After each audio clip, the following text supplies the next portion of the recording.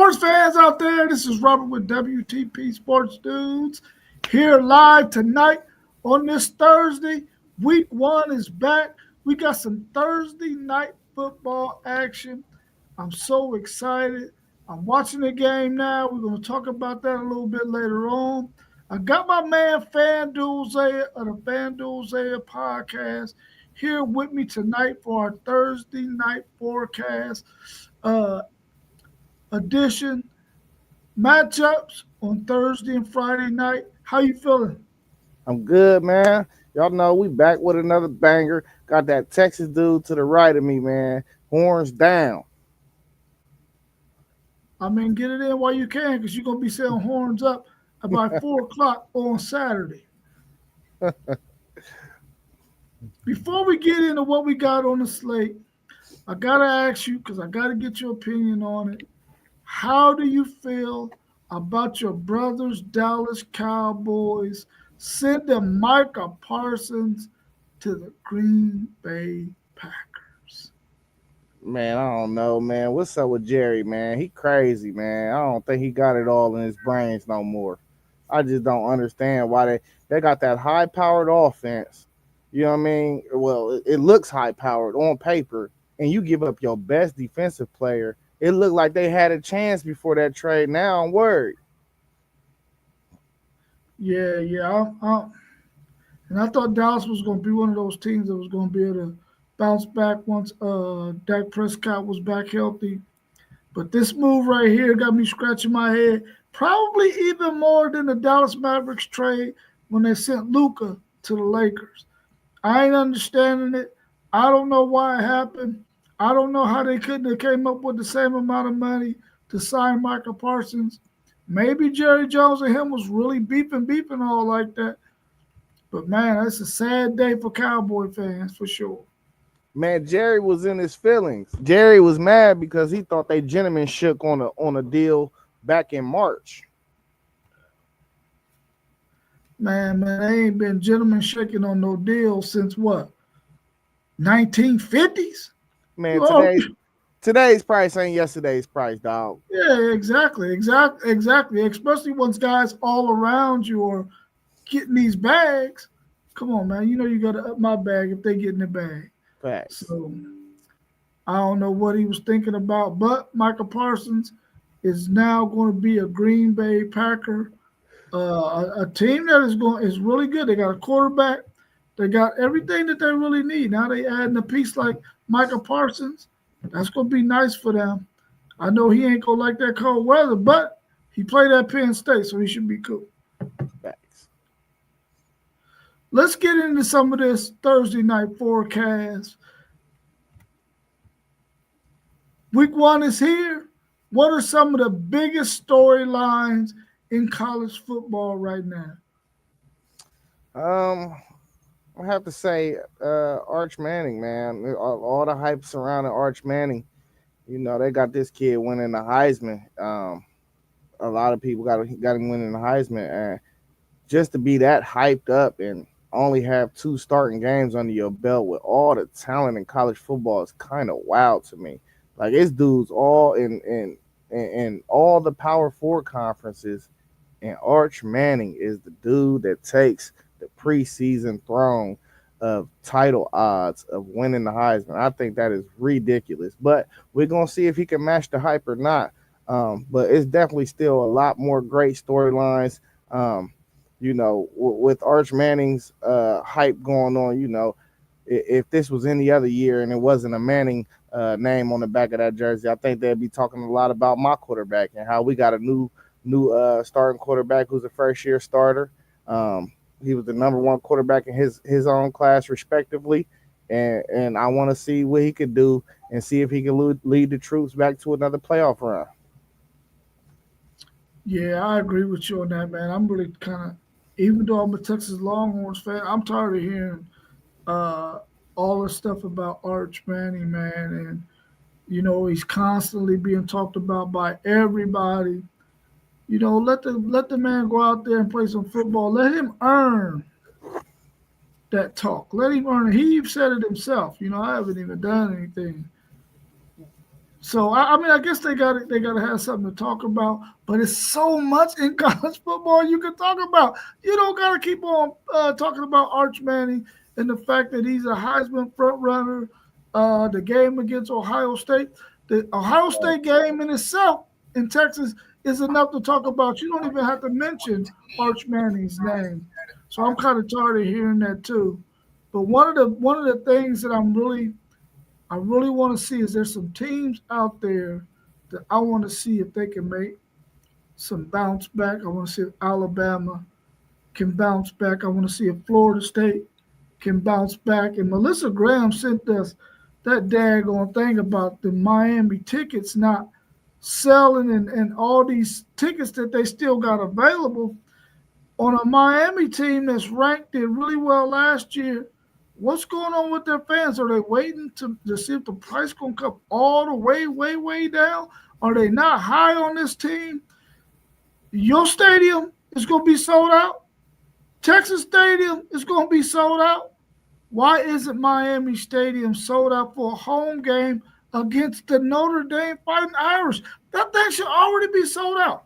What's going on, Miami Hurricane fans? Are y'all spread all out the country and y'all didn't want to go? Is a hurricane coming in? What's keeping y'all from going to this game? Is it because it's Sunday night and you got to go to church service? What's going on, Miami Hurricane fans? All those tickets should be sold. Man, You got the Notre Dame Fighting Irish coming into town on Sunday night. Why aren't those tickets sold? I think they waiting on payday, man. Payday usually tomorrow. Well, come tomorrow, buy up all those tickets because it ain't making no sense to me. Or give them to Notre Dame fans. They'll probably pack the stadium Right, for you. they will pack it all the way up. At You least y'all know? ain't gonna lose no money. Yeah, you ain't gonna lose no money. I can't understand it. Anything else out there that's another big storyline that you want to talk about before we go to the next question? Well, we always, we love Coach Prime over here at WTP Sports Dudes. We heard Poe talk about the other day that he wasn't happy with his team. So I'm real curious about what they're gonna look like, man. I think this is a pivotal year. Shador, Trav, is both gone off the team. You say this is the best team you had yet. So is that going to equate to wins? More wins. Every year he had an upper trajectory. Now what you gonna do, Prime? Yeah, I'm anxious to see them as well, to see what's going to go on with that team now that you don't have Shador Sanders and Travis Hunter. Um, is he going to be able to sustain that kind of success in a conference that we all agree is probably one of the most, what's the term I want to use? Deep They deep and they got a lot of parity. This parody. this Parody this is conference word. has a lot of parity in it, man. And you see how they got rolled on last year towards the end of the season by Kansas and then in the bowl game by BYU. They got to be able to right that shit, man, so that they can, be up there. Otherwise, you're gonna see them fall to the bottom of the barrel, and I Yeah. don't want to see that for Colorado. We also got our man Post Game of the Post Game 86 podcast joining us as well. Right now, Post Game, we're talking about week one is here. What are some of the biggest storylines in college football? We talked a little bit about Arch Manning and all the hype that he's getting. Everybody continues to have that Arch Manning name coming out their mouth. We also talked about will Florida State and Alabama rebound and be contenders again, and also the fact that the team you're about to face with your Notre Dame Fighting Irish, the Miami Hurricanes, has boatloads of tickets still available for that game. Why isn't that game sold out? So, what's some big storylines in college football right now for you? Well, let me first of all, how y'all doing tonight? It's good to be on with y'all as always. Post Very Um good. game. um let's start at that with Miami and the tickets. The fans know they're gonna talk crazy because I mean, I'm listen, I'm not gonna ever, be mad at somebody for repping their squad and talking they talk. But they know Miami is gonna get crushed. I'll be releasing a prediction video tomorrow, probably sometime around 3 or 4 p.m. I got a fantasy draft I got to knock out after work, but uh, Miami is going to get crushed this season, or this season opener by Notre Dame, and it's a lot of analysts and national analysts and big wigs who are calling a close game. They scared to tell the truth. I'm gonna tell the truth. Miami is about to get crushed. I only man, it may be something in the tune of no, I don't want to tell the score, but like I Yeah, said, I have a say that for prediction. tomorrow. Say that for tomorrow. Yes, sir. But I mean, as far as storylines across college football, Rob, I mean, how can we not talk about the quarterback position? So many first year starters, man, and you got guys like Sellers and I mean, first year starters. We can talk about Manning. We can talk about Carr. We can talk about Sayan. We can talk about the new quarterback at Florida State. The quarterback position for me, fellas, is really exciting for this upcoming season. I want to see what these guys are going to do, how they're going to look, and if they need time to get up to speed with their new teams in the case of transfers. So that's really exciting for me. Also, one of my sleeper teams in the ACC, Louisville.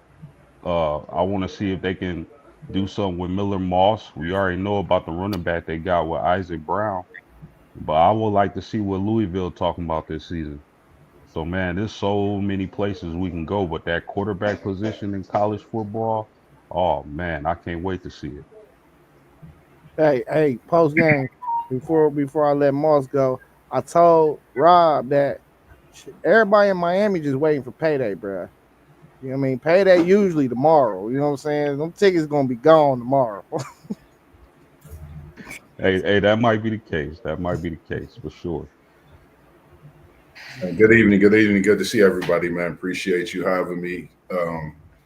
Just the one thing that I was really thinking about since y'all hit on the quarterbacks, I would say, I know it's a lot of talk about my Seminoles, man. I'm gonna just throw that out there. A lot of people, I've been watching quite a few shows. They just been trying to see what's going to really happen, in Florida.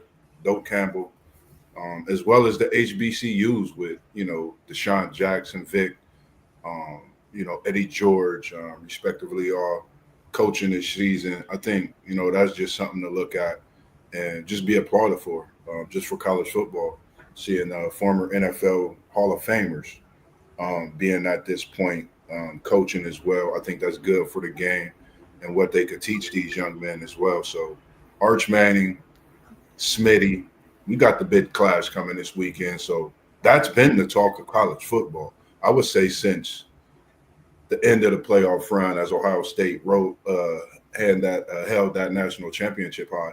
I would say OSU Texas has been on the docket, has been the talk. But we cannot shy away from that big game that's just 2 days away. And we are sitting here looking at Mr. Texas and Mr. The Ohio State natty champion FanDuel Zays Buckeye.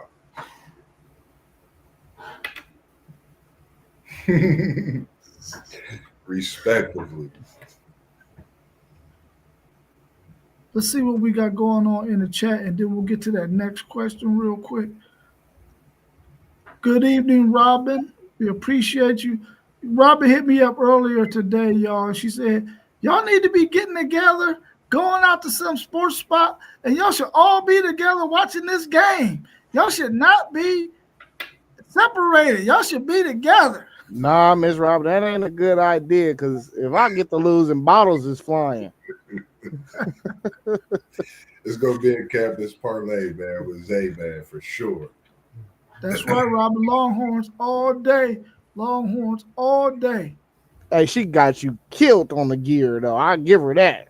She killing you on the gear. Yeah, shout out to Miss Robin because she did hit my inbox and mentioned the same thing as well and said that we need to invite her out wherever we would be watching the game. So, man, it's just good to see her in here as well, man. We appreciate you always tuning in. Robin's so fly, man. They think we bodyguards for a celebrity, man. Yeah, for sure. For sure. What key offensive players are you really high on playing well against their opponent in week 1? Man, y'all know this ain't really a difficult question. You know, we know what Smitty coming out there to do. It's gonna start from week 1. It's gonna be torture all season for everybody. You know, so Smitty, he got some stuff to make up for last year. He going for 6 catches, $140. You know what I mean? It's gonna be real bad out there. Man, cool. I'm gonna say Deuce. I'm gonna go Deuce Robinson. We got Keon Coleman out of Michigan State a few years back out of the portal and did wonders with him coming to Florida State. So I say with this addition and Deuce Robinson coming from USC, we know what type of player he is. I'm looking for Deuce to be making grabs. If you've seen my post on YouTube, I put Peter Warrick out there with the team photo. So I think it's going to be a special season in Tallahassee, Doak Campbell, with the newly renovated stadium. So I'm looking forward to Deuce Robinson having a breakout game Saturday night. Okay. Fellas, man, we can go again. We can go so many places with this, man. It's nothing like college football. It's nothing like football, period. But one of my quarterbacks y'all hear me talk a lot about on this here podcast is Sawyer Robertson, quarterback from Baylor. I'm really looking forward to seeing him, and if he can pull off the semi upset against Auburn, the SEC team. You know, Auburn got some talent. Will they be able to put it all together? Who knows? But I'm really high on Baylor. I'm really high on Sawyer Robertson, and I think they can get the job done. Yeah, I'm man. I want to see this matchup between Nussmeier and Cade Klubnik. Which one of those two quarterbacks is going to be able to take the first Heisman Trophy front runner position after that game? I think one of those two guys has a chance to become the Heisman front runner. So I'm anxious to see that game. Can Nussmeier navigate that Clemson defense? Now, we talking about how good this Clemson defense is supposed to be with all that talent they got. But Texas busted them up in that playoff game for over 400 yards rushing or something close to that. They could have definitely got 400 if they wanted to. Mm-hmm. Is the defense going to be good enough to slow down Nussmeier? And will the LSU cornerbacks, safeties, their defensive backs, are they going to be able to handle Cade Klubnik in that passing game that he has? I'm anxious to see that one. And those two players are the two high-profile players I'm looking to see what they're going to do this weekend. Hey, and while you mentioned that, you could go ahead and just pull up the next question because I want to highlight that actual matchup. That was on my docket for that question, which is what key defensive player are you really high on playing well against their week 1 opponent? And I gotta highlight Ashton Stamps at LSU. If they win that game, it's probably because he took away Brian Westcott Jr. And that's who I think is going to be Cade Klubnik's top target this year. So if that is the case, I think LSU could snap this streak of losing their first game of the season finally.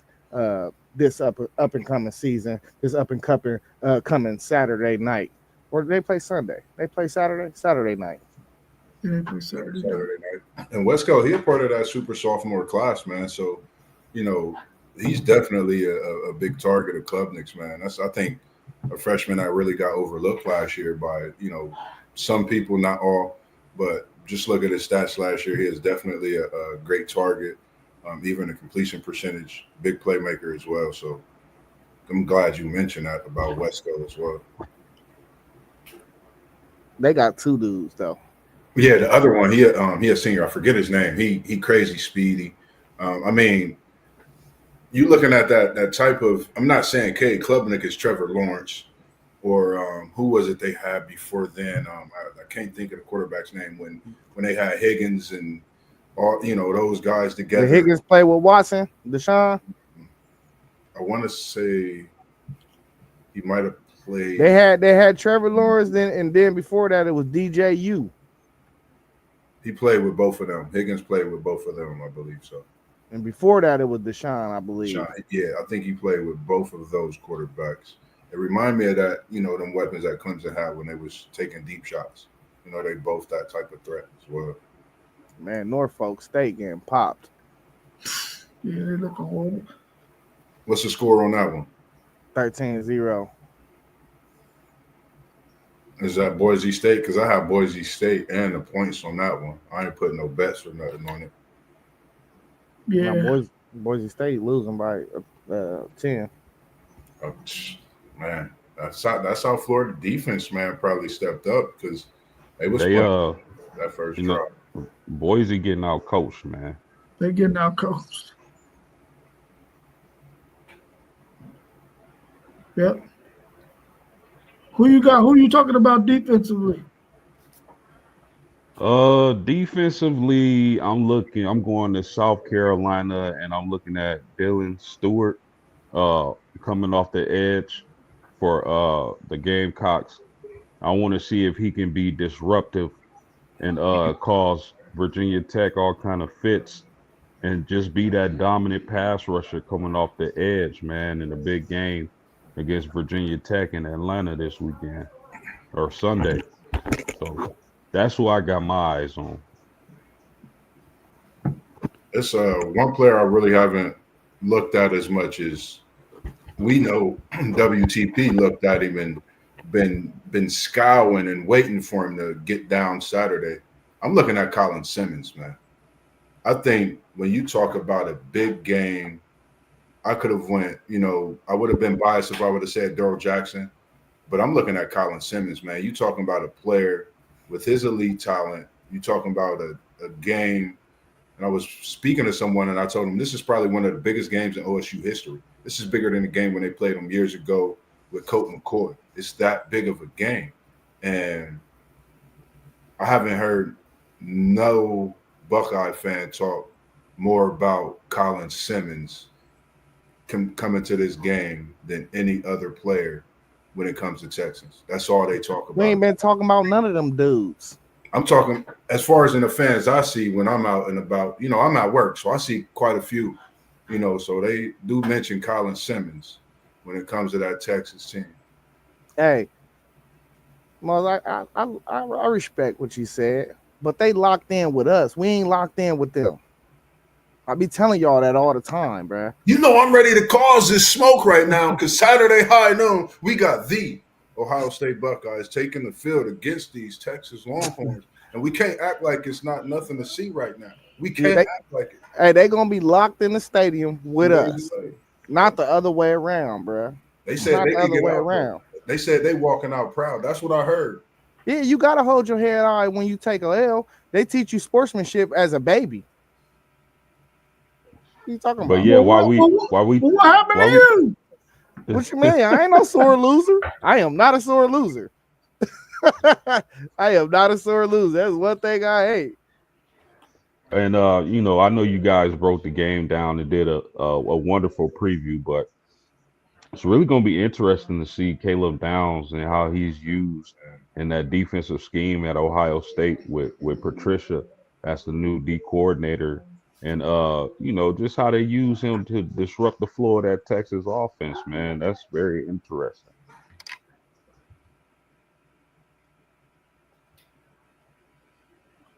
What defensive guy you looking for, Zay?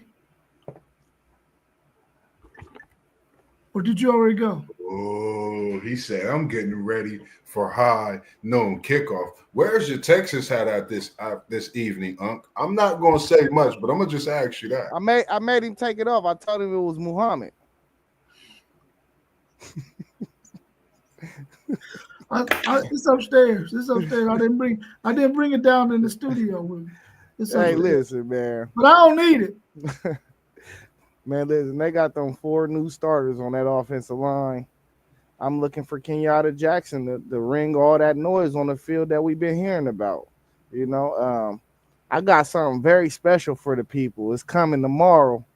Y'all gonna see. I can't say too much, man. It got to be a surprise. You know what I mean? But man, the energy and the readiness is all here. You know, it's all here, and now it's time to just do it. Yeah, I hear what you're saying. And you're supposed to talk like that. You're a Buckeye fan. But you're mistaken if you think that the Texas Longhorns is not in the mouths of these Ohio State Buckeye fans, because it is. They're not. I'm trying to tell you. Okay. Every platform I done been on, done looked at, they talking, bro. Everybody that I know. And they should be, because it's the best thing that's going. And like what the boys say, the draft dude with the hair. Oh, Mel Kiper. Mel Kiper. He said it's been 48 years since he's seen a game as hyped as this one that's coming up on Saturday, because them Texas Longhorns is coming into Ohio State Stadium, and the thing keep dropping and dropping and dropping and dropping. So apparently this offensive line stuff that they keep throwing out there must not be real. We're going to find out. We're going to find out. That is for sure. Find out for sure. Defensive player that I'm looking for, man, to see who's going to be out there. I mean, I guess I got to keep it with my Texas Longhorns. I want to see if Anthony Hill is going to take that next step as one of the top elite linebackers in the country. He was really, really good last year. I felt like he got snubbed for the Buckus Award. He at least should have been there as a finalist, but he wasn't. I'm anxious to see what he's going to be able to do. Is he going to be able to command this defense? Because he's probably going to be the guy with the headset on. Is he going to be able to do the things that we need him to do to bring us this victory on Saturday? See, that's what's wrong with y'all Texas people, bro. Y'all think y'all should have had dudes in the award categories everywhere and didn't do nothing, though. Didn't do not a squatter. If you say Hey, so. I told y'all in the chat, man. I think y'all are just a little bit too low on Mr. Hill. I think it's going to be between him and Downs. He may be the best defender in the country. We ain't down on it. He plays exactly where he's supposed to be at, man. Like number 10 overall. And that list you sent to the chat, Zay, they had him second overall. Oh, nah, I ain't sent that list. I wouldn't have never sent no list like that. That list looked retarded. No, who sent that list? I think it was Moss. Somebody sent that. Yeah, sent that one. But they had Ross Boy second overall. Yeah, I mean, I think he's as advertised. I like him. I mean, when you talk about this game and think about it, like you said, it's one of the biggest games, and you don't forget about Ohio State's national championship run, but you forget just a smidget that they played Texas last year, just a smidge, because it's that big of a game, which is crazy to me. That's how big this game is, and you're like, well, they just played them in the playoff, but man, this is huge. Hey, I don't even forget. I'm about to be 2-0 in the calendar year against these bums. Get them out of here. Yeah. You know what I'm saying? Get them out of here. I don't even want to see them again after that. Y'all think Hill is properly rated? I think he a little bit better than everybody think, but we gonna see. Yeah. Me too. Oh, my bad. Who did it? My bad. How excited are you to check on Eddie George, Deshaun Jackson, Michael Vick, and the other coaches that are out there that we're high on, who decided to come from playing in the spotlight in the NFL to now becoming coaches in college. How y'all feeling about those guys? Man, it's nothing but pure excitement for me. Uh, all those guys you mentioned, man, those are guys I grew up watching and who were some of my heroes when it comes to the game of football. You know, I remember, Monday night, Thursday, or it wasn't Thursday night football back then, but it was Monday night football. I remember getting off football practice and getting home to watch those games. Michael Vick, Deshaun Jackson, Eddie George with his battles with Ray Lewis. I think it's nothing but a great thing for these guys to, become head coaches and give it back to the game like that and take mentorship over these young men is excellent for the game of football. And who knows? They may be, this might be a stopgap. They might be on the bigger and better things within a couple of years. So I like it. I think it's a great thing as well. I agree with everything you said. Just to add to it, you're talking about someone that's in that group won the Heisman. Talking about someone that's been an NFL, I believe MVP with Mike Vick. I mean, these guys have credentials for days, and like you said, what they bring to the game and the way they could change the culture, as we seeing with this NIL. You could bring different players to smaller HBC universities that could fare out and can be bigger than sports in the long run as well. So I think it's just a great thing to see overall. It gives us something to look up to. Our young kids, hey, this is a guy I watched, when I was in high school. This is the guy at my time who really changed the dynamics of the game. So lock in, go there, go get that NIL money that's available for you and be that same superstar talent that you are. And these big schools want you. Go to that HBC school and learn a little education that I feel I couldn't get taught in ways. Go learn it and grow and be a different, be a different face on the earth. I think that'll definitely help.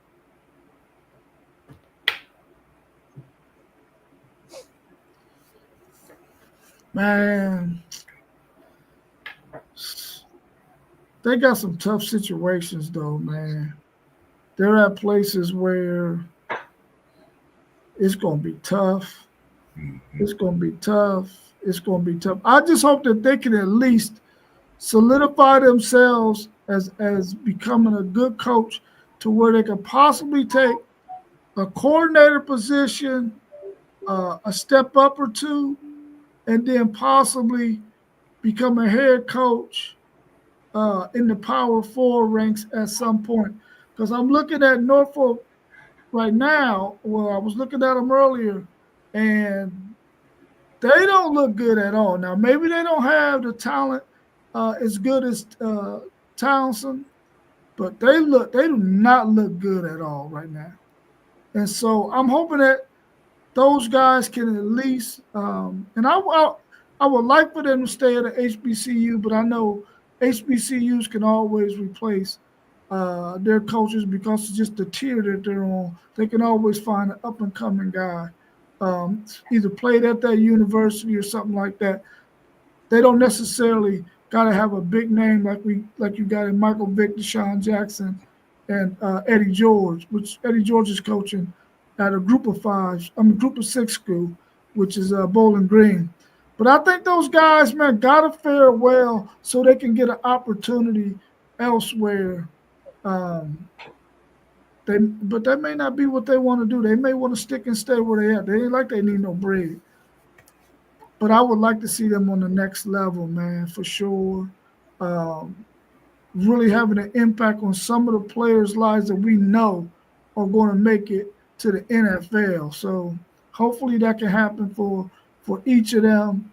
So that's what I'm excited about for them. The fact that they're already in coaching and to see if they can make it to the next tier of coaching in the group of 4 or group of 6 or even the Power 4. I got kind of long-winded right there, but that's what I'm looking for. Yeah, I mean, hey, listen, I'm excited about them. I think Eddie George is in the best position to succeed. I think that conference is very manageable. I think he's at a program that can get the type of talent to where he can get to win that conference. And then he's homegrown. He's right down the street. So I think he can clean up a lot of the players that maybe don't got them Ohio State or Cincinnati offers and try to keep them home and just show them the dream of and tell them the dream of, man, if you could play, the NFL going to find you anyway. I think I will put him on a high level of possibility for success.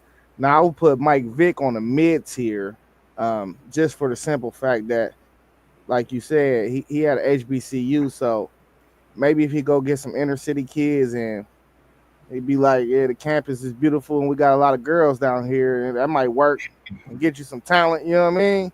I don't know what the NIL look like around there or nothing, but what black kid wouldn't love to be at an HBCU though? That's how I look at it. Not saying that your whole team gonna be black, but I mean, we know where the athletes is. So, but Deshaun Jackson, man, been at Delaware State.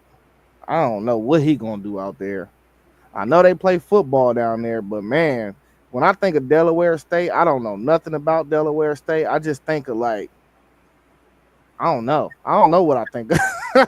It's just like, what does it look like down there? You know, I just don't know what he getting himself into over there. So, I mean, that's just how I break it down. But I hope they all succeed. We want to see them all win, you know, because a lot of the times, you know, you see a lot of these dudes that haven't made it to the level of football that they have, and they be excellent coaches. You got to think that they know football just as good as the next guy do. So I want to see these dudes win.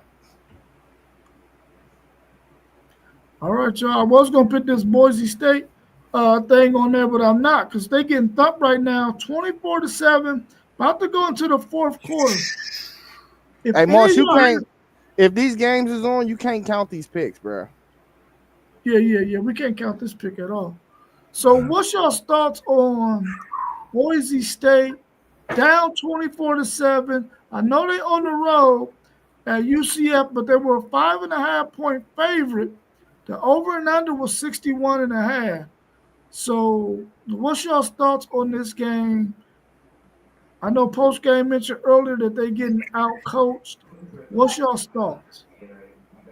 I mean, we said it multiple times, man. Anytime you got a quarterback who can move and make plays with his legs, you got a chance in these games, man. And that's what I see from USF, South Florida. USF, yeah, South Florida. Yeah, you know, they being out coached. I said in past streams that I don't think Boise State was a top 25 team. Then I retracted and I said I see why. I should have stuck with my first mind. I don't think Boise State is going to be a top 25 team this year, guys. So they getting out coached. They don't look like they prepared. They making silly mistakes. They slamming the quarterback after the whistle. It's crazy. Man, it's tough. I of course had Boise State thinking that, you know, Mad Max, this would be the year where he gets to that 25 game mark where we talk about so highly of. I thought he would be able to lead this team. This is a game where you go on the road, opening the year, a lot of questions for Boise State. This makes, you know, a lot of answers, as you just said, post game for myself as well.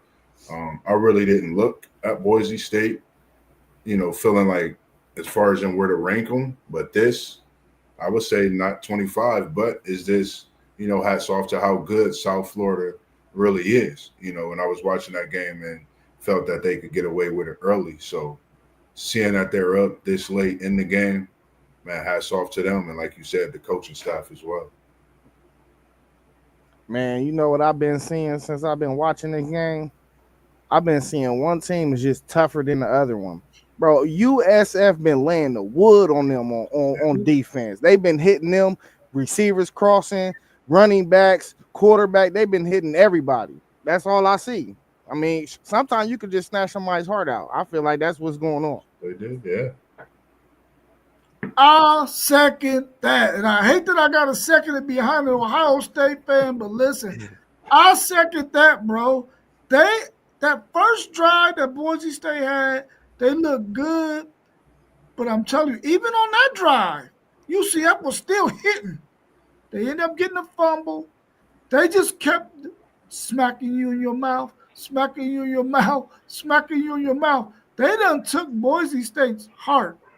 They don't want to do nothing, bro, because they know that even if I catch the ball, somebody come to lay some wood on me. If they hand me the ball, somebody gonna lay some wood on me. Yeah. It might speak to what Isaiah said earlier, that the freaking Ashton Genty must have been all that, bro. Because Yep.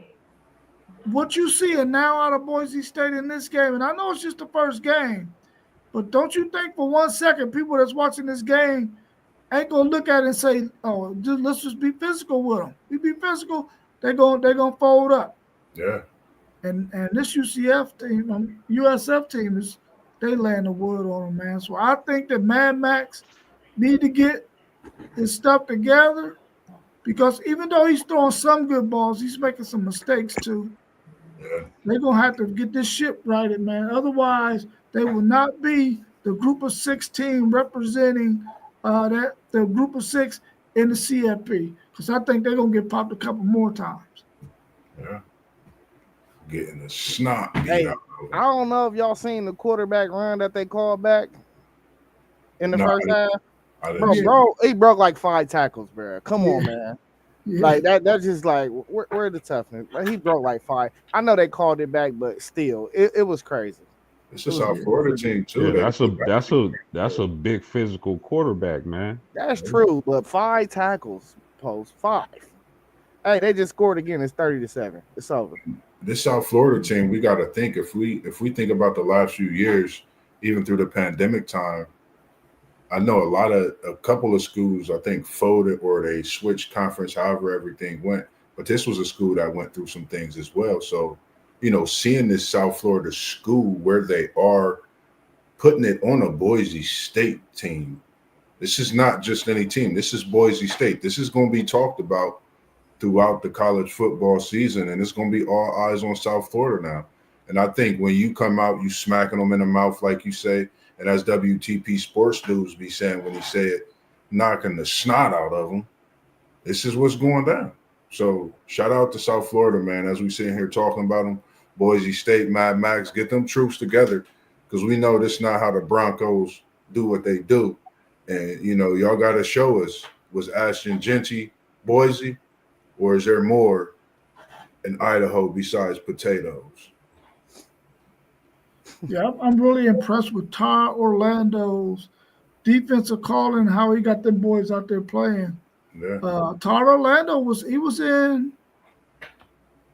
Power 4 for a long time as a defensive coordinator, man. Now he's down at USF. He was at Texas for a while, and his scheme just didn't fit Texas, even though he had a really, really good defense his first year at Texas. But he really got these guys playing better. I think he done changed up his scheme a little bit. He's gone away from that 3-down lineman look that he was doing at Texas, and now he's running a traditional 4-down lineman set. So that might be what's helping him. They look really fast too, man. They look very fast. Yeah. Let's look at the next game on the slate. Norfolk State just had a field goal blocked right before halftime. That ain't good signs, man. That ain't good signs. Oh, yeah. We got East Carolina plus 13 at NC State. The over and under 65.5. What y'all think about this game? Who y'all got? And Mossberg, we keeping track, bro. No, this game is on. I'm watching this game right now. Oh, so right now? CJ Bailey just threw an interception a few minutes ago. So East Carolina got the ball. Nah, it's still tough to that 13.5 at North Carolina State. I'm an ACC guy, even though I know how this East Carolina team could be. I know you said to watch out for this for that upset alert Tuesday, but I'm going to go with North Carolina State. I'm going to stay in the ACC with that 13.5 at home. No, I told the people to take the points. 13 and a half. It's 17-7 right now. It looked like we on trajectory, but yeah, I thought North Carolina State would win this game mainly due to CJ Bailey. He got them legs. He threw a touchdown and ran for a touchdown in the first half. He got to clean it up now. He going back into a little inconsistency that I seen out of him last year, but he got all the tools, man. And like I said, the last time they played East Carolina, it was a 1 point. They barely scraped out with a 1 point win, but like the 5 meetings before that, they blew them out. But that's little brother coming to see big bro. You know, little bro trying to get him one every once in a while. Yeah. Yeah, I'm gonna go with the. You said what? What quarter is that game in? This is a third. No, it's about to be half. It's 4 seconds left. East Carolina trying to kick a 50-yard field goal. Yeah, I mean, I'll take NC State. I'll take the Wolfpack in this one. I'm gonna take the Wolfpack to win, but I ain't gonna take them to cover that 13 and a half. 17-7 going in at half. Hey, Rutgers was up 31-17. This is a tie game now. Who they got? Who they got? Ohio. That's what that Ohio Rutgers game.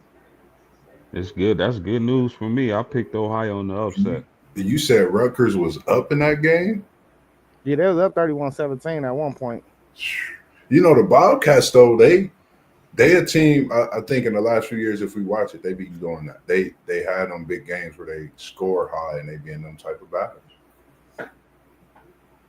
All right, Moss B, keep track from here on out. Yeah, huh? Yeah, he ain't got to keep that. He ain't got to do them first two. But this one you got to keep. From here on out. Nebraska is favored by 6.5 at Cincinnati. The over and under is 51.5. What y'all saying? I'm going Cincy because I'm rolling with the state, though. You feel me? It ain't safe, though. You know they call Cincy them Bearcats. You rock with me. Bengals, Bearcats, Cincy, dog. I'm going Cincy all day. I think this is a big game for Cincinnati coming out opener at home against Nebraska. I think it's a team that people, I mean, they don't really talk about them much, but I think it's a scary team this year. They return a lot. They, definitely got my eye after I did a little research on them. Just watching what they bring back. I like them against Nebraska. Big opening game upset. Yeah, man. I mean, I want to rock with y'all on this, but I'm a trust Dylan Raiola in this one, and I'll take Nebraska. They'll probably win by a field goal though, but I'll take Nebraska in this game.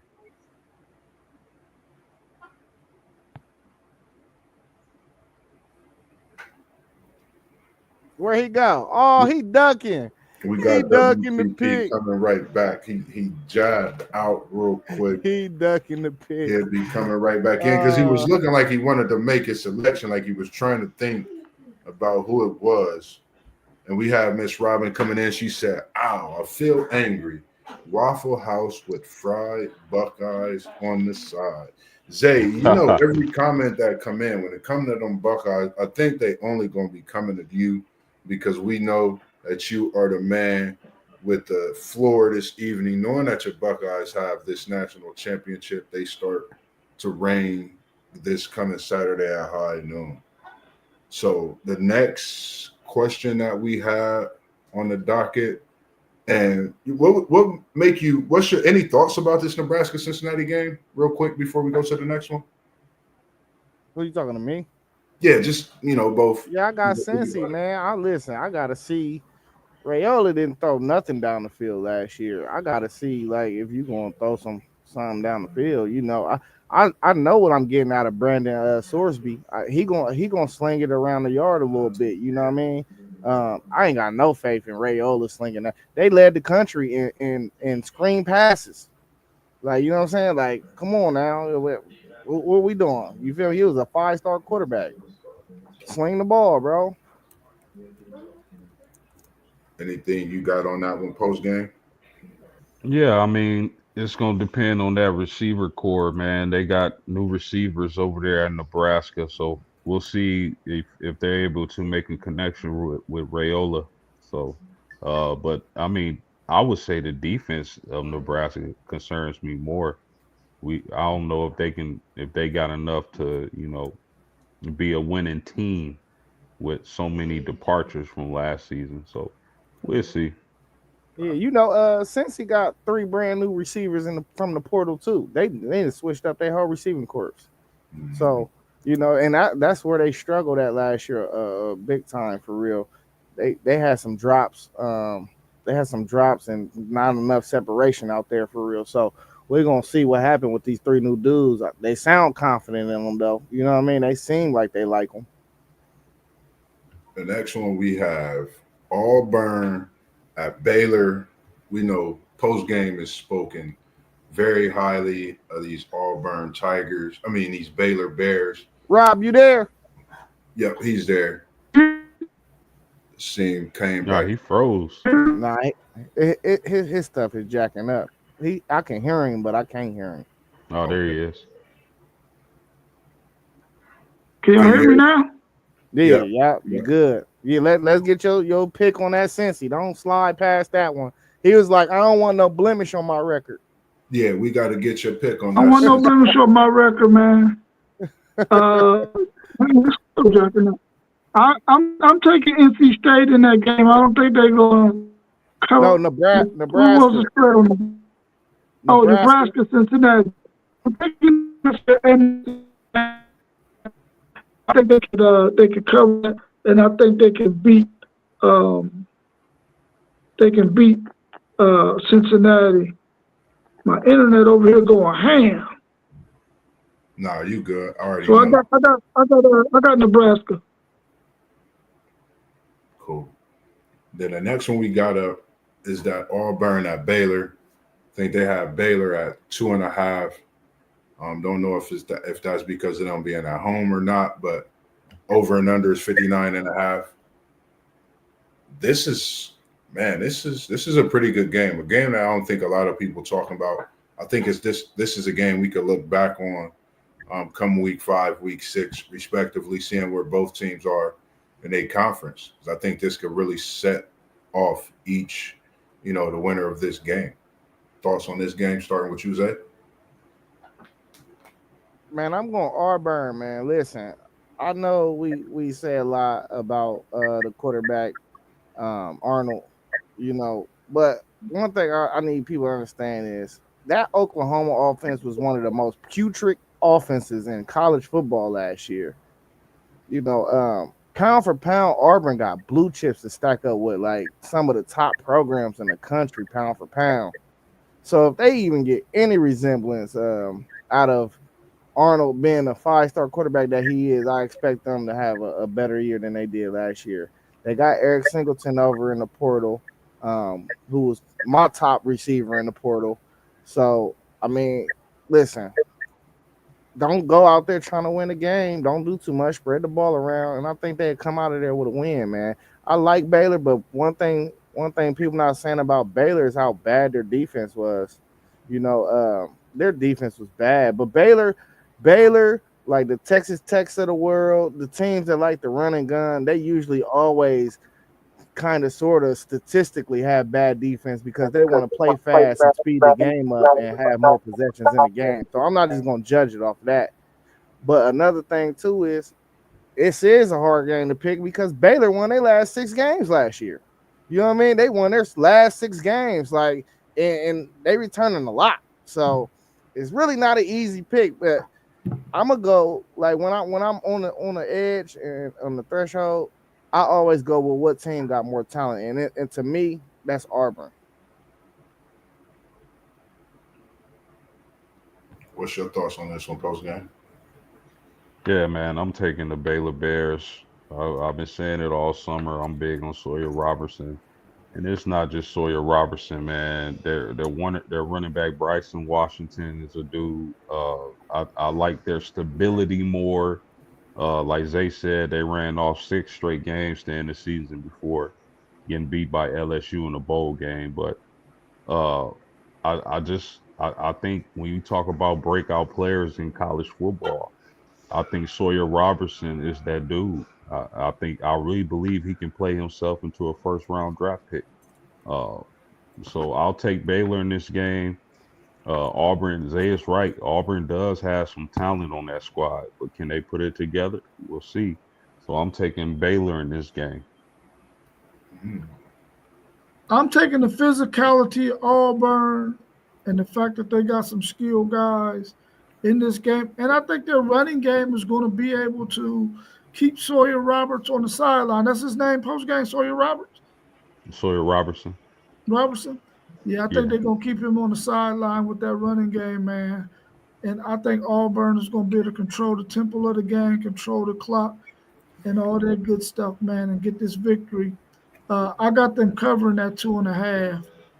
Will they get over the 59.5? I don't know about that. But I definitely think Auburn can cover that 2.5, and they're going to get the win. That's SEC, dude. For sure. I respect it. For sure. Yeah, I'm going. I don't know. It's something about Auburn, man. I like this team. I know Baylor is a scary team. I mean, they at home. We know what Baylor bring. As you said about Roberson, I know you've been speaking about him heavy. I think this is a year for, we look at a few quarterbacks throughout the college landscape. This is, a year for the quarterbacks as well. So I still like Auburn with them getting that transfer as they spoke and having a receiver to throw to this year.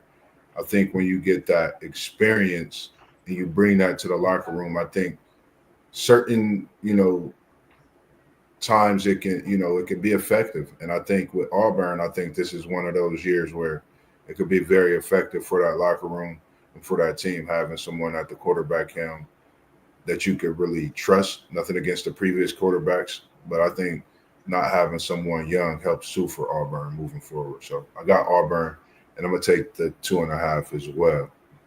Well, check this out, fellas. Just remember this about Baylor. So they play Auburn. Then they go to the SMU next week. They got Sanford in between that SMU and Arizona State game. So those first 4 weeks is going to be crucial for the Baylor Bears if they're going to have success this season. And they at SMU? They at SMU, home for Sanford, and home for Arizona State September 20th. So if they're going to make some noise this year, they have to win this game against Auburn. Because with me having Auburn beating Baylor, I'm looking forward to that Arizona State showdown. Because I got Arizona State winning the Big 12, I believe, from our preseason talk. Yeah, that's a big game. Yeah, for sure. If somebody's looking for a good defensive coordinator, Dave Aranda, the head coach of the Baylor Bears, may be coming off sooner than you think. Man.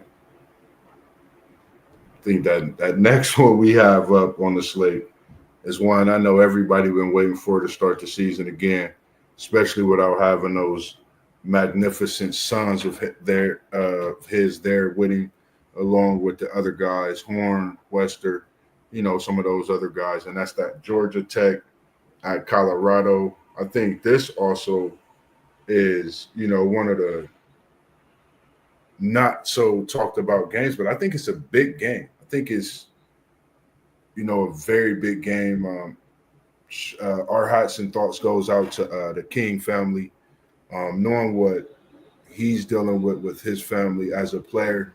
That's something I can't imagine that you have to deal with, not having to experience something like that. But hats off to you being able to prepare yourself. And I know thoughts and prayers with you and your family and everything you do, man. Everything you do. I'm going to go with Georgia Tech in this one. I'm going to take Georgia Tech. Colorado was pretty hurt. I think Hayes King, he come out playing like a whole different specimen. And I'm going to say for this game, nothing against Coach Prime and what they're doing over at Colorado. look for Hayes King's Heisman statement in this game, possibly a run, a pass. I don't know. With what's going on, you always look for something through sports to make a big way. And I think this is his opportunity to do that, quiet a lot of what's going on throughout his mind and throughout his week.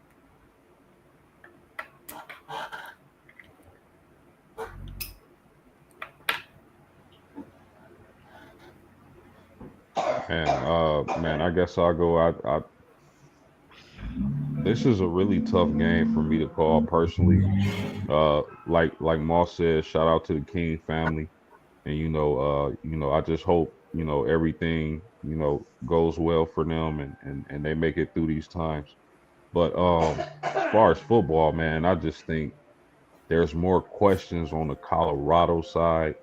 We're waiting on Colorado to get a defensive line and offensive line, parlay that with the skill position talent they got. We don't know if we're going to see that this season. I just think Georgia Tech is a physical running team.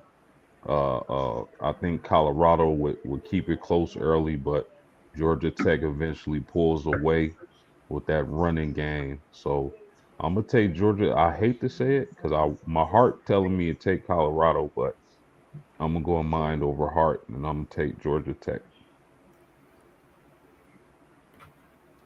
Yeah, I'm taking Georgia Tech as well, man. I think Georgia Tech is a team that already knows what they want to do. They already know what they're going to do. They're not going to deviate from that. They're going to be Georgia Tech. And I think that them being Georgia Tech and sticking to what they do, they're going to be a little bit too much for Colorado this year. I think Colorado is not quite ready to deal with the physicality on the offensive side of the ball that Georgia Tech is going to bring to them. And I think they're going to smack Colorado in the face. Man, y'all making me not want to pick Georgia Tech. It's too much clean. It's too clean.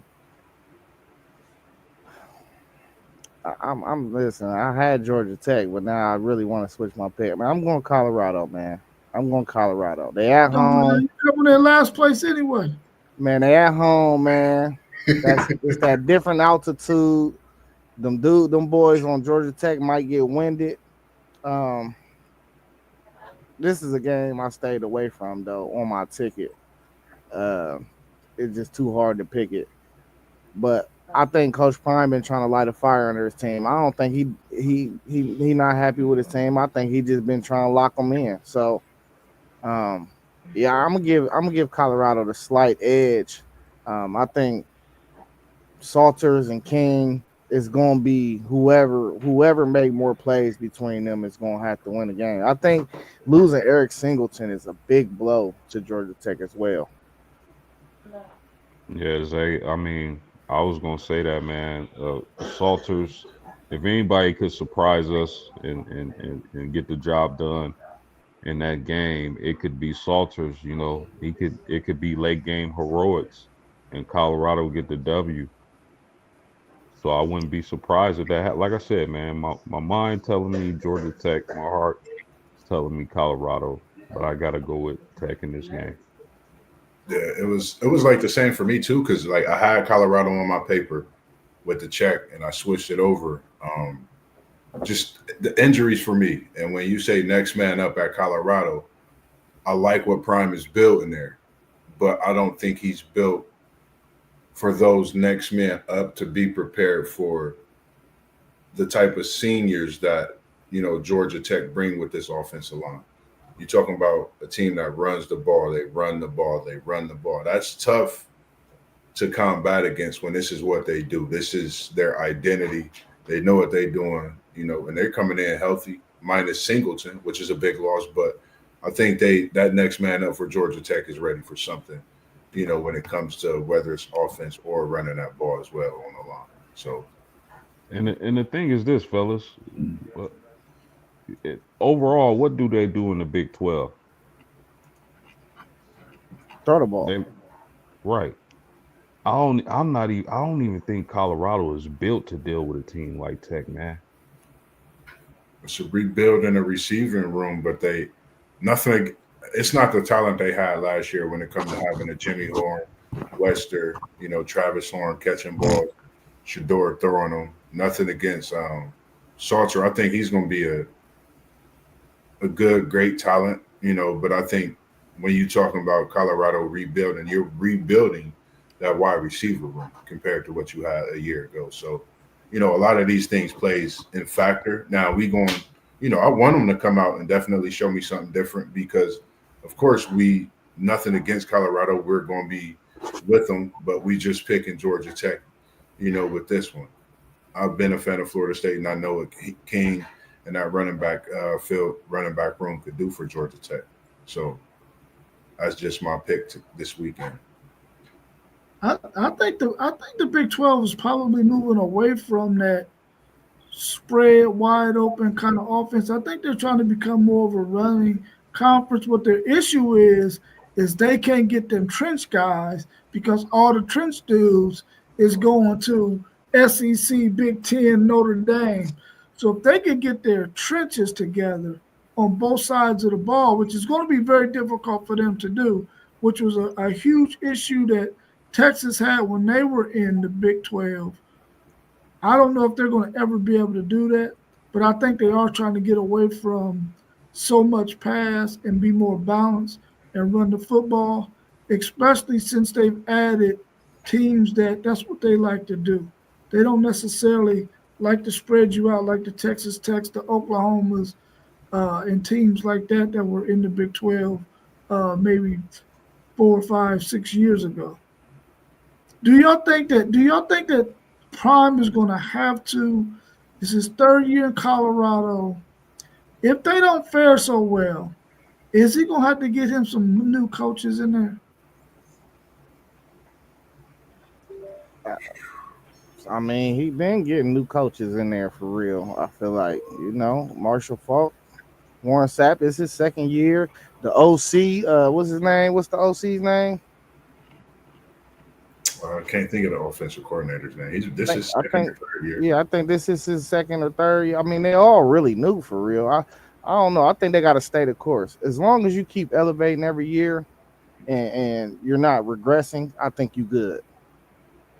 Yeah, I don't think to do what Coach Prime has done at a school like Colorado, I don't think he's in trouble if he has a shaky season.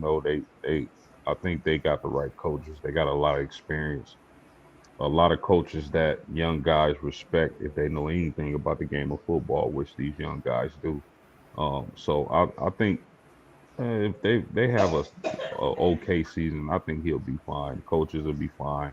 I don't think he'll look to replace anybody, but to do what he's done, man, even if they had a not so good season, he deserves a little grace. So just let him keep building, man. That's Colorado. Yeah, I feel the same way. It's Coach Prime. I think this really gives a lot of thought and, make me think about is people really scared of the cold. They really scared to play football in the cold, Go down there with Coach Prime, man, talking to the top talents of the world too. Go to the HBCUs, go down there, join Coach Prime. You know what I mean? I don't see nothing wrong with it. I think what he's doing in Colorado is great. He's brought a program back to you looking forward to every Saturday football, what's going on in Boulder. And when you think of that, you think of Rashawn Salam, the Cordell Stewarts. You think of so many before this team that we see now. And to see Colorado back, as a team to look out for in football is great. And what not better than Coach Prime, the Hall of Famer, to do it. Florida State didn't give him a shot.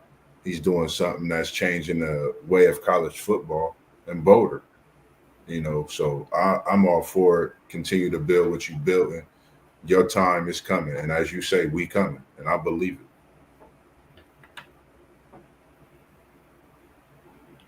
it. We got another game that was on the docket. That was the last one we had on the docket. Okay, so we got three games today. We got the Colorado, the Auburn. What was the other one? NC State. No, NC State playing now, right? Nebraska and Cincy. Nebraska, Cincinnati. Okay, so those three. So that'll Yep. give us a chance to be for me to be 4-0, for somebody else to be something in 1 or something in 2 or something in 3 or 0-4. A lot of it, man, for sure.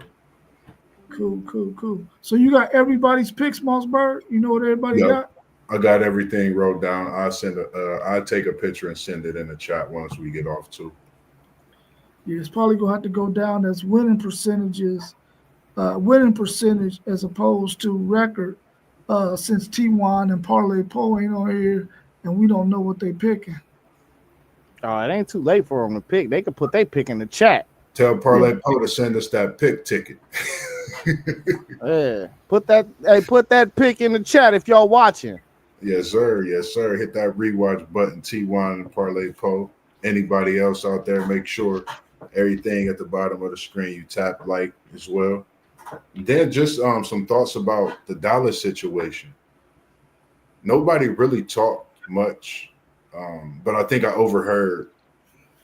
This is Parsons out of Dallas, 25, 26 years old. Luka in the same year. You're talking about franchise players on the basketball and the football side, but Parsons leaving Dallas is, I think that's the biggest offseason talk.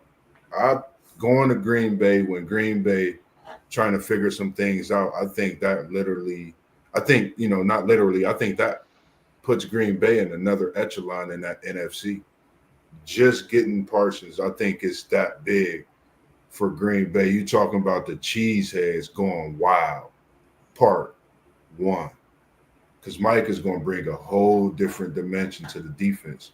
So I think that's just something we really got to look into. You know, this is a big city, big state, and both of y'all's franchise players gone in one calendar year. Yeah, that's nuts, Moss. Well, we talked, we had a commenter on one of the shorts we did about that, and I'm just like, they said it was stupid to ask that question. Who looks stupid now? It was a great question, and we tap into a lot of it, and that's something I've been looking at, and I'm gonna stick to my guns with it, and I'm not shooting nobody. I'm just talking about these right here. Cowboys don't make the playoffs since Parsons gone. I said it, and this is the second or third time I said it. And make sure you go back 113-20, Zay. Hit that in the chat, and that's a fact. I don't think the Cowboys get to the playoffs, man. I think that was that big for Dallas. Yeah, I mean, I don't put it past it now either. I had them winning that division. I thought they was gonna have a hard time going to the playoffs with them. Ooh. Yeah, I thought they were going to be really, really good with him as well. Yeah. I don't know what they can be without him. I mean, he's missed some football, but of course they was horrible. I don't know, man. I just don't understand it. But hey, Green Bay, make something happen, Michael Parsons. You got to go out there and ball out, man. Otherwise, you're gonna make Jerry Jones look like he a smart dude. Yeah. And look, that getting Parsons in Green Bay was huge. Look at the quarterbacks that they got to get after in that division. Have somebody like Parsons to disrupt the flow of the offense for those opposing teams is going to be huge. And I hope he can stay healthy because he'll be a big factor. Yeah. So. And man, did he get paid? Sheesh. Yeah, get paid, young man. Get paid. Get big money. So UCF had the ball down in the red zone, 4th and 3 with 3 minutes and something left. They decided to kick the field goal. Would you have went for it on 4th and 3 just to get the first down and milk the clock, or would you have kicked the field goal to go up 34-7? That game over. I'm kicking the field goal. Yeah, I would. The easy points. Yeah, 34-7. They ain't scoring. They might not score again anyway. They ain't gonna come back. So, yeah. What you say, Zay? Yeah, that game over. You went for it just to milk the clock, or you would have kicked the field goal? Nah, I would have let my kicker practice. Yeah, let that That's- kicker and it's shine, man. It's a Grammatica too, and it's like 5 minutes Oh, now. Yeah. His dad had the record or something. They were saying. you Yeah. talking about a golden toe right there. I think I would have Martine. went for it on 4th and 3 in hopes to get the first down, and then go ahead and milk the clock. Then you and the coach would have had to fight at the 50-yard line. Ooh. I wonder if we're gonna ask you that in the post game. I wonder if we're gonna ask you in the post game. Shout out the post game 86. Why Texas went for it on a 4th down? Oh, I'm we're just gonna starting get it all day. We're gonna You get said, it. why did they? Like in the game? Did you not see Yeah. the time on the clock? No, I'm saying I'm asking if we're gonna ask him why did Texas go for it on the 4th down. Oh, it's not even gonna be that close, bro. You know, I'm just scared. It's gonna be a convincing win. I'm telling you, they're gonna score a garbage touchdown to make it look good, but yeah, it's gonna be convincing. That game must go be played in your dreams. No, that's it. The games you thinking about is in your dream. You've been dreaming about it all 2 weeks, the whole 2 weeks. Hey, you've been on a revenge tour, dog. Hey, And guess what our record is in my dreams? Gotta be 0 10,000 like 99. 10,000. Yeah, okay. That how many tickets they gave him, Zay? Nah, we gave them less than that. Ooh. Listen. How many ever tickets you gave us? They all here. Hey, listen, it don't matter if they all here or not. Hey, They all listen, here, real talk. Y'all ain't even really been that good the last 3 years. We got to just be honest about that. Y'all wasn't that good in 2023 when y'all won the Big 12. Y'all wasn't that good last year because both of the best teams that y'all played, y'all lost to them. And then this year, it's going to be the same thing. Y'all got players on y'all's team, but for some reason, Sark cannot put it together, bro. He can't put it together. I'm trying to tell you. Y'all, and listen, what did I say? Sark do not win big games for real. I'm trying to tell you this. Bro, I've been trying to tell you this about your coach for a long time. Sark do not win big games, and you about to see it again. He don't win big games, bro. He win big games. He don't win the biggest game, I should say. He like another James Franklin out here for real. Well, what's been his biggest game that he hadn't won? He ain't beat Georgia last year. We could just go right back there to last year. He ain't beat Georgia or Ohio State. His 2 biggest games, his 3 biggest games last year, he did not win. What are we talking about? You making it seem like he ain't won none of his big games. Man, listen, man. He don't. I got so many. In 2023, what y'all do? What you mean? We went Do to you? the, Let me ask you this 14 question. playoff. Do you think y'all was like the best team in the country in 2023? Go ahead and say yeah. When we lost to Washington State, Washington, Yeah, don't you think y'all was better than them? we was better than them. So why'd y'all lose? We lost. Hey, okay, give me that. Hey, I want to know right there, boss. Hey, I want 2 fumbles. 2 You know I fumbles. keep telling. Listen. If you go back and watch that game, Penix was lights out. He was. I give him that. But they could not stop our run. We fumbled twice. That's what kept them in the game. We would have probably been up on them 28-14 had we not had them fumbles in that game, because they couldn't stop the run, just like they couldn't stop Michigan's run. We would have ended up beating them had we not turned the ball over. And had a chance to beat them, even with all that bad luck, we had a chance to beat them. I'm learning something about y'all Texas fans, man. Y'all don't do nothing but sell wolf tickets and pipe dreams. That's it. No. That's all, bro. Listen, That's it, bro. I got to give it to Washington and Michael Penix. He balled out. He did. But I think we were a better team than them, because they couldn't run the ball on us at all. Nobody in 2023 could run the ball on us at all. We would have gave Michigan hell in that national championship game, because they wouldn't have been able to run wild like they did on Washington. Hey, But it would 36 have been a hours. good game. 36 hours. 36, yeah. 36. I'm going to see you in about 8. I don't care. I'm gonna be right there at your door I ain't coming to work. Where your desk is. I ain't You know coming what I to mean? work tomorrow. The question is, are you dropping that bag of Buckeyes off at his desk in the morning, and are you going to have the Texas hat sitting at his office door hanging in the I'm morning done with before him. Saturday I'm done goes? with him. I'm locked in. I'm locked in now. I'm done with him. I think that's what I've You been going to watching. game day with me, man? What I've been- you talking about? I've been I'm watching locked it. in.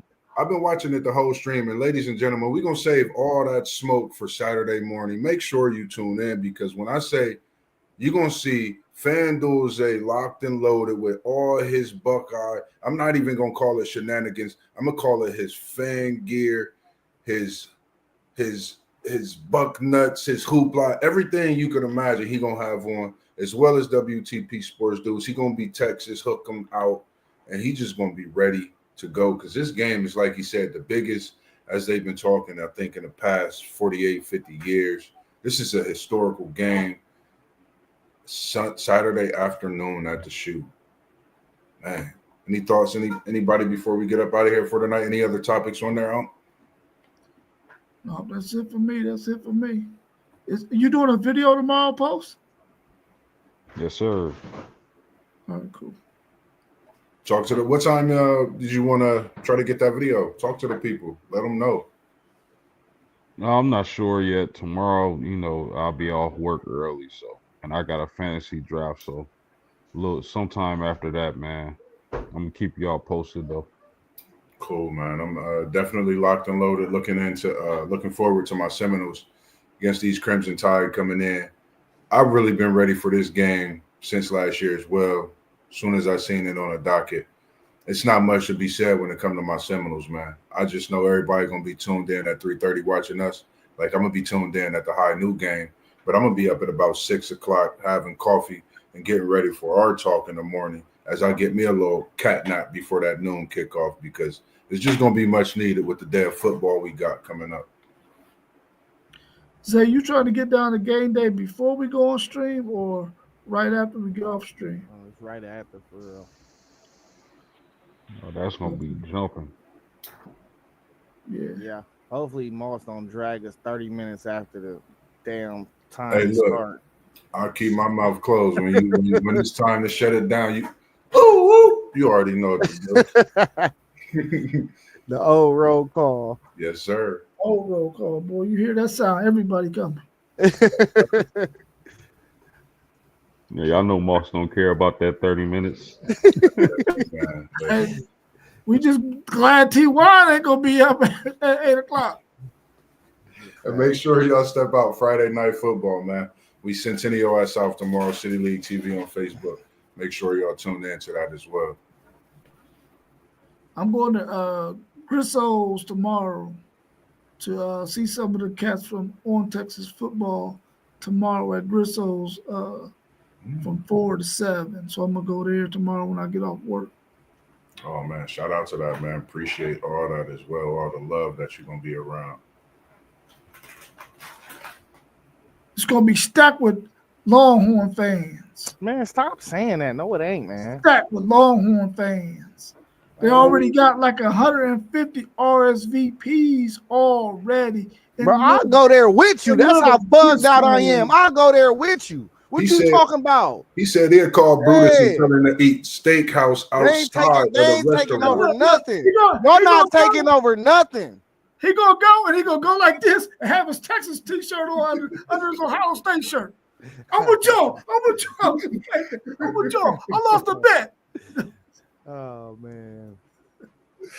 Oh, man. Y'all tied up at one, Zay. Y'all got to bring that heat for about 15 minutes in the chat, because we know Unc about to shut it down. Bro, I already won, bro. Nah, you got it for the day, man. He can have it, man. He got the whole scoop on my neck. It's all right, though. It's all right, though. After we win, they're going to be coming over on my side. Psych.